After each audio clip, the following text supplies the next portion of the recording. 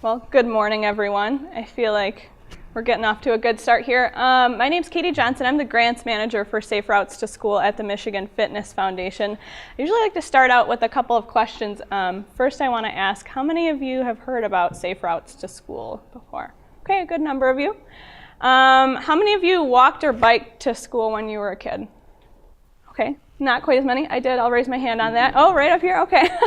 So you can see it's kind of something that we're redeveloping almost in our culture. And so I just want to first start out by explaining why I'm here. You're probably wondering why the Michigan Fitness Foundation manages Safe Routes to School. So we're actually contracted out with the Michigan Department of Transportation to manage the application process for schools and communities in the state of Michigan to apply for funding for Safe Routes to School. So I just want to talk a little bit about that program. I'm imagining that for those of you who don't know, this is going to be a little new for you on what Safe Routes to School is. Those of you who do know, hopefully you will get some good information. And then I do want to just talk a little bit about some of the evaluation that we do and our district-wide model that we've been implementing in the last few years. So I know I only have like 15 minutes, so I'm going to try and keep to that time. Oh, 20 minutes. Okay, perfect. So Safe Routes to School, we're a federal grant program. We're funded under the Transportation Bill, which right now is the FAST Act. And this grant program is meant to help encourage and enable students to walk and bike to school in greater numbers and more safely. So we want to make it an appealing transportation option. We want to encourage healthy lifestyles, so kind of a whole different gamut of things that we're working on. As our grant program, we actually have two grants that we work through. So we have our mini grant and our major grant. So kind of, I'll explain how this process works as I go on, but I just want to kind of explain the differences between the two today. And so our mini grant, we have just a programming only grant. So let's say you're a school district that really just wants to encourage students to walk and bike to school. And I apologize, I know you probably can't see me over there because I am very short and this is as tall as I am. So anyway, sorry. So our mini grant program is our programming only grant to help schools and communities apply for funds to just educate, encourage, and enforce good walking and biking behaviors with students. So we're really focusing on just that programming aspect. Our major grant is actually our infrastructure funded grant. So we're working with schools and communities to identify issues that are barriers for students to walk and bike to school, and then figuring out ways to fund and put in infrastructure that will help alleviate those issues. In addition to that, we also have a programming piece that goes with it, because we believe that the education, encouragement, enforcement piece really does play a very big role. So it's kind of a twofold grant on the major one. The difference between the two is the mini grant is just an application process that opens up once a year. Our major grant is a planning process that the community must go through. So we really do have a very stringent community planning process that we work through to apply for infrastructure funding. So why is Safe Routes to School important? I think we kind of already touched on that a little bit, but as you can see by these numbers up here, back in 1969, we were seeing students, 48% students walked and biked to school, and 12% were driven. In 2009, those numbers flopped. They are now, we're seeing kind of a reversal of that. So 13% of students walked and biked to school, and 44% were driven. So there's a kind of a change in culture, as we've seen, for a variety of reasons, including where schools are sited and parent perceptions on safety, all of that kind of stuff. So we'll kind of talk a little bit more about this in a minute. So school travel right now accounts for 10 to 14% of morning rush hour traffic. Our goal is to maybe try and help alleviate some of that by getting more students to walk and bike. We're seeing more containerized living for students, so they're not really in touch with their environment when they're in a car every day, kind of getting to and from school, and we'll see those health impacts too. And promoting walking and biking to school is an ideal strategy for increasing physical activity for children. So we know that kids need a certain amount of physical activity each day, and this really can help them get that physical activity goal, meet that requirement. So I want to talk about our 6 C's. So if you've ever heard about Safe Routes, you've probably heard about our different E's. So we have kind of different steps that we really want to touch on while we're in our Safe Routes planning process. So our first one is evaluation. So that's a big piece of our program, we want to work with the school to evaluate how students are getting to and from school, what the behaviors and perceptions are surrounding that. So we do parent surveys, student surveys, and travel tallies with the school while they're going through their planning process. Again, this is for the infrastructure grant. And then additionally, we'll work with the school and the community to do a physical audit. So we're evaluating that actual physical infrastructure based on where students are living and student routes now. Education, so this is a part of our programming piece. So we want to educate students on being good pedestrians and choosing safe behaviors and educating them how to be a safe cyclist, all of that. We're also looking at focusing some of that effort on the drivers too. We have to put the onus back on our drivers of not being distracted while you're driving, coming into the school campus, because I know that I see that all the time with parents, that they're on their phone while they're driving their student in, or just being aware of your surroundings, being aware of school zones around the area.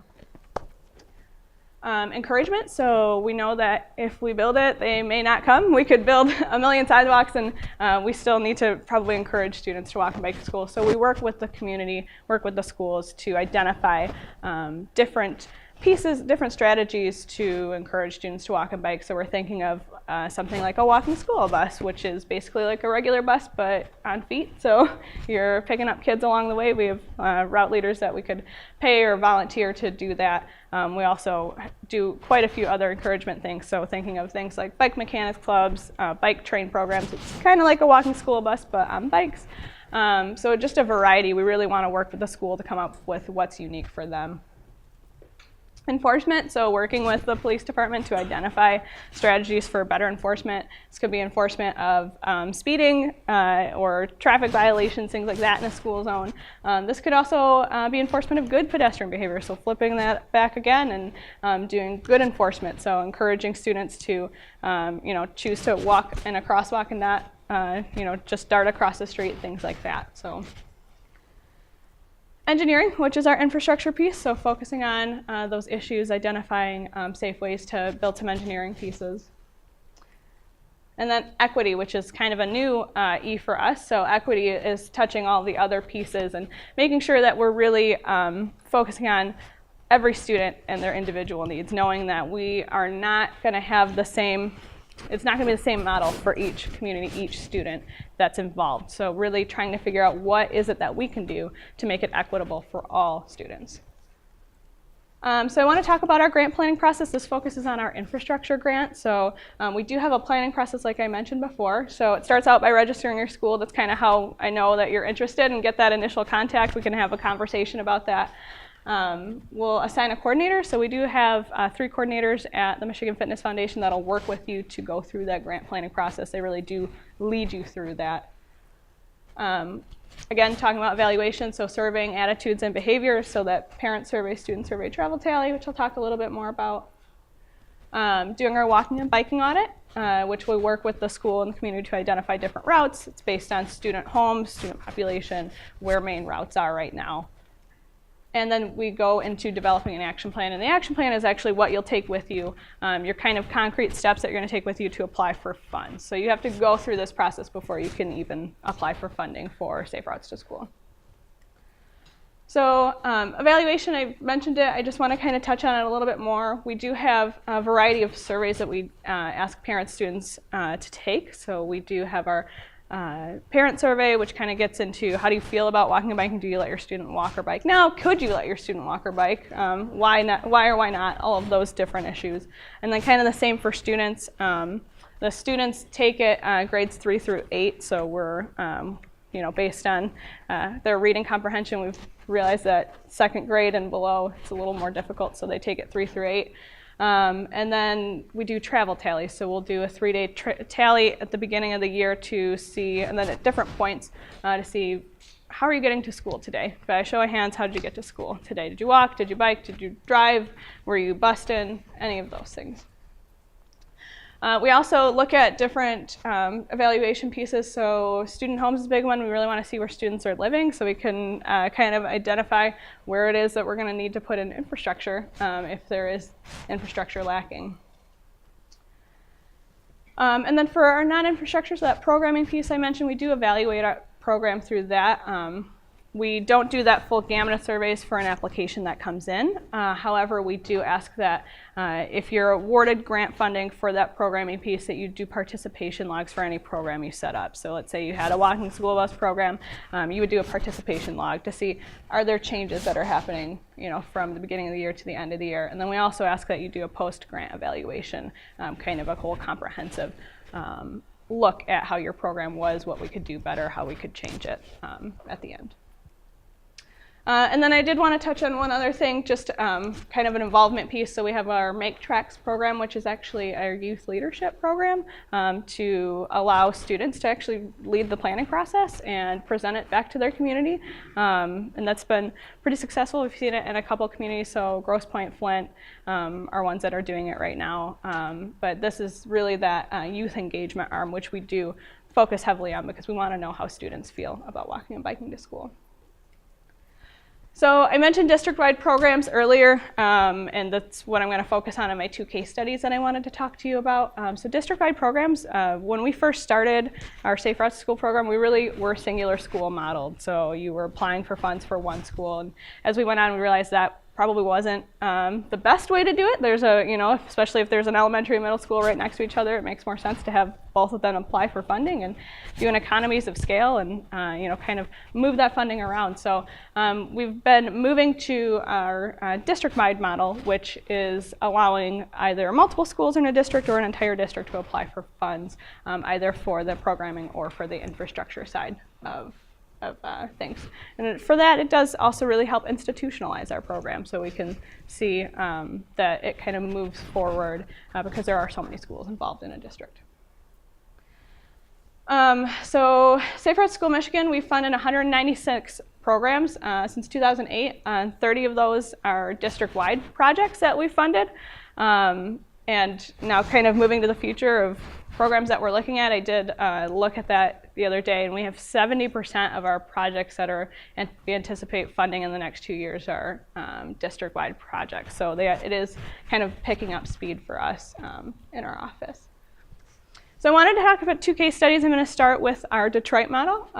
So we have been working with the City of Detroit, Detroit Public Schools Community District since 2013 to go through a district-wide program. For those of you who are familiar with their school district, they have 98 schools that are eligible for funds for our program. That's a big number. I couldn't actually fund all of those at one time. We don't have the funding. I don't even know if we would have all of state funding to fund that at one time. So we kind of had to double down and say, where do we want to start with funds? Because we want to make this work for each school here.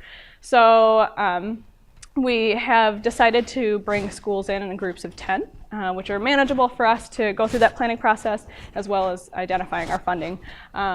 So we've decided on groups of 10, and we had to look at different ways to where are we going to start?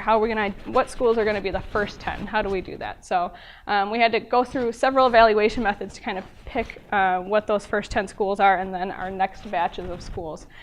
So right now, we've actually had our first application that came in for the first group of 10 for infrastructure funds in January. And they're working on their second application of funding right now. So I'll kind of go through those different evaluation methods. It's been a very lengthy process. It's been 4 years already, as you can tell. We had many community partners on that, including Wayne State University, the City of Detroit, the engineering department, the police departments, all of those various things. So our first group of 10, I just wanted to show you kind of our first round, and we tried to move it into one area geographically, which was the highest need, and I'll describe how we kind of came up with that strategy. But these are all elementary middle schools in City of Detroit, Detroit Public Schools Community District that have applied and are actually going through their engineering process right now. And you can see, so I just wanted to put up some pictures. These are some pictures from our walking audit, so abandoned homes, sidewalk that's missing, things like that. and the reason we picked these schools, so we actually went through, our evaluation started with, let's do our surveys with our first group of 20 that the district would like to look at, and then decide from there what our first 10 will be. We started looking at what our highest number of walkers were. So these are based on student surveys, and as you can see, over 20% of students are walking in each school. King actually identified that almost 66% of their students were walking to school. So we realized, wow, that's a big number, and they are probably in real need of this. So we took a couple looks at other pieces. So thankfully to SEMCOG, they gave us some crash hotspots. So we were able to identify where the intersections in the city that have the highest number of crashes with pedestrians of school age at peak hours between pickup and drop off. So with that, we were kind of looking at our focus area. So you can see up where here in the corner that we had a pretty high number, a pretty high area, and I didn't go too much into it in detail on this, but I could if you're interested. We had a pretty high number of crashes up in the area that we were looking at. So we said, okay, this is probably a good area to look at. We also, and I apologize, it didn't translate well into this. We also had the Detroit Police Department take their CompStat studies and identify crime hotspots in the area. The red is where there is quite a bit of crime around schools, and those kind of bubbled areas were our main targets of focus. So we said, okay, wow, this is really where we should probably be focusing our energies. So we then said, okay, let's start working on this. We put through our application, and we went through to identify some different funders, not just us, but places that could do things like the board up cleanups. So it was really a comprehensive, holistic effort. So you can see there's our walk to school day that we had, which actually they were biking in. We actually worked with Wayne State, AmeriCorps project there, and they do the board up cleanups around some of the schools that we work on. We've also sat down with both police departments, Detroit Public Schools Police Department and DPD, to identify patrol routes that they could then overlap. So this is just one school that we were working with, and they kind of outlined their patrol routes around the routes that we have worked with to identify as safe routes interventions. My next project was Holt. It's up by Lansing. So we focused on, our starting process was focusing on Horizon Elementary. That developed into a district-wide programming grant. So this is just kind of showing you different pieces of our travel tallies. You can see we have increased our walking and biking from spring of 2010 to spring of 2016 from 4% to 13%, and then from 8% to 11%. And this was, again, Horizon Elementary. So there is an increase in some of the programming we did. I'm going to go back real quick. We worked with Horizon Elementary for 6 years. They moved on to doing programming for all their schools in the district, and then now they're working on a district-wide application for infrastructure funding. They have a really wonderful model. They do walking school buses, corner captain programs, you name it, they've probably done it, and it's really been concretely institutionalized in the district. And you can see that if you're starting out with programming, it could be a great segue into going into infrastructure funds. And I think with that, that was my time, so I apologize. I had more to say, but I know we're waiting until the end to do questions, so I'll leave it there. But thank you. If you have questions for me after, you want my card too, I have some of that with me too. But thank you.